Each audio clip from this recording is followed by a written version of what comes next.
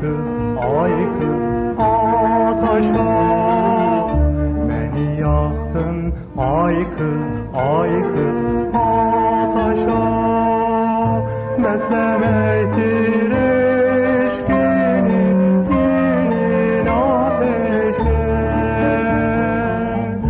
Ataş aldım beni sevdin, söylemez geçin. Doldur eşkın şerbetlimin ver için. Söyle söyle sana bilen oldu yar. Ataş aldım beni sevdin, söylemez geçin. Doldur eşkın şerbetlimin ver için. Söyle söyle sana bilen oldu